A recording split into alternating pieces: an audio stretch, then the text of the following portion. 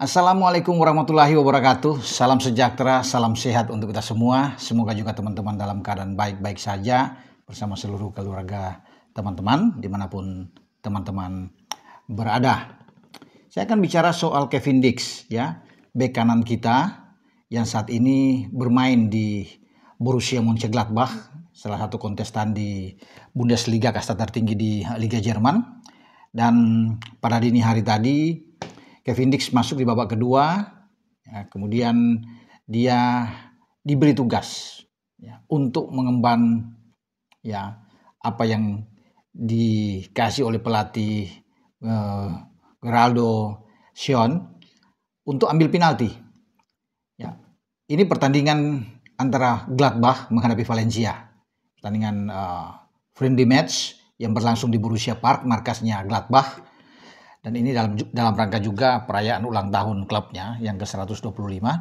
Dan di sanalah Kevin Dix yang mengawali langkah dia masuk di babak kedua. Dan yang paling istimewa adalah dia mencetak gol kedua lewat titik putih. Setelah Robin Hack mencetak gol di menit ke-17. Dan akhirnya skor 1-0 itu bertahan hingga turun minum. Dan di babak kedua 6 menit setelah itu pemain Wayne Moya dijatuhkan di kotak penalti dan Kevin Dix yang maju, ya, dia mengeksekusi dengan baik sekali, menembak dengan keras lewat kaki kanannya, menghujam di pojok kanan gawang lawan atau ya kita bisa melihat kiper tidak telat untuk bisa mengantisipasi. Ya, jadi saya ini terbayang kalau saja penalti itu ya dia lakukan ketika melawan Australia di Sydney, ini hanya ke belakang saja, ya sudah terjadi, ya sudah lewat ya. Mungkin agak lain ya pertandingan itu karena kita kan dapat penalti di menit-menit awal lawan Australia dan Kevin Dix mengarahkan bola ke atas, kena tiang. Ya, Australia dikawal oleh penjaga gawang Matt Ryan saat itu.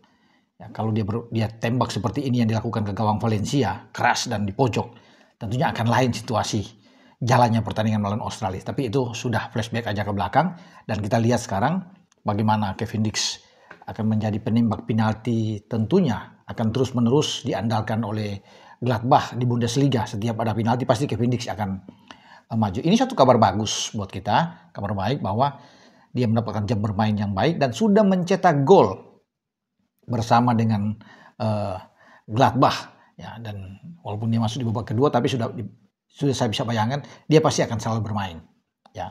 Terlepas dia sebagai super sub atau bermain sebagai starting 11, ya itu terserah dari pelatih Geraldo, tapi Kevin Dix sudah membuktikan bahwa dia memang pemain berkualitas dan dia membawa nama Indonesia.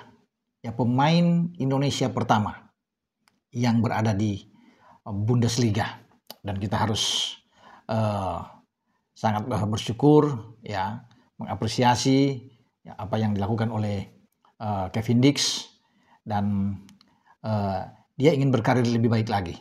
Jadi dia pindah ke kasta yang lebih bagus dari Liga Denmark, ya, bersama dengan FC Copenhagen, sekarang di Gladbach. Semoga Gladbach ini bisa memberikan kejutan-kejutan dalam persaingan di Bundesliga yang sangat ketat karena kita tahu bersama di Bundesliga itu dirajai oleh Bayern Munchen di sana, klub-klub papan atas ada Borussia Dortmund, ya, ada Bayer Leverkusen, VfB Stuttgart, RB Leipzig, ya, ada Eintracht Frankfurt. Itu tim-tim yang selalu ada di atas dan harus bersaing dengan Gladbach. Semoga Gladbach baik-baik saja bersama dengan Kevin Dix dan ini modal bagus.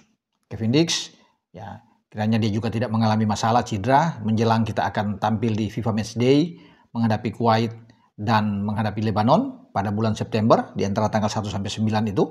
Sebelum pada Oktober nanti kita akan terjun di putaran keempat Piala Zona Asia melawan Arab Saudi di Jeddah. Ya, karena tanggal 8 itu adalah jadwal kita lawan Arab. Sebelum tanggal 11 kita ketemu dengan Irak. Nah, dari sanalah kalau kita bicara soal pertandingan putaran keempat dan friendly match, ya, kemudian ada FIFA Match Day itu yang berlangsung di bulan September, maka Ketua Umum, ya, kalau saya bergeser Ketua Umum Pak Erick Thohir 2 hari lalu berkunjung ke Surabaya, ke Jawa Timur. Ya, sampai kemarin itu berkunjung dan dia sekaligus mungkin saja meninjau lokasi pertandingan. Ada 2 yang paling penting, ya, di Gelora Delta Sidoarjo, itu tempat stadionnya akan dipakai untuk menggelarkan kualifikasi Piala Asia U23. Kita berada di grup J Ya, tim Indonesia, Marcelino dan kawan-kawan, ada Korea Selatan, ada Makau dan Laos.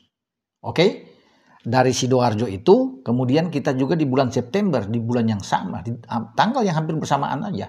Kalau U23 ini untuk kualifikasi Piala Asia akan berlangsung dari tanggal 3 sampai 9 September, teman-teman. Ya. Nantinya ada juga FIFA Matchday yang berlangsung di Gelora Bung Tomo di Surabaya.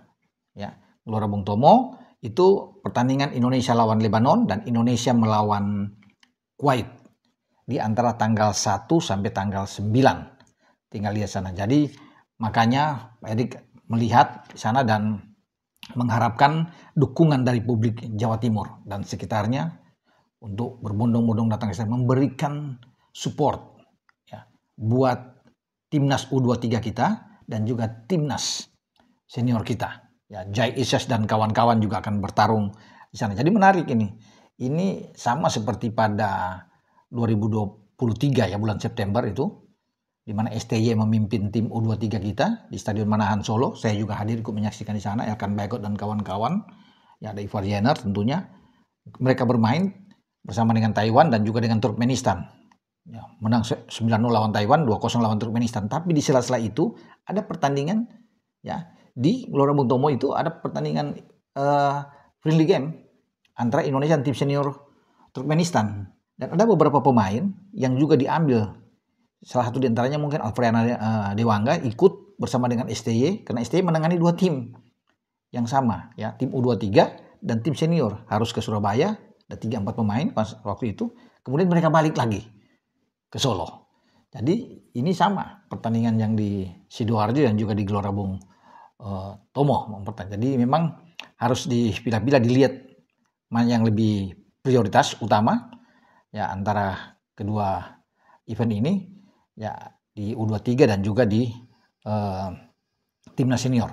Tapi tentunya itu semua tergantung PSSI mengatur yang lebih baik di antara kedua pelatih ya.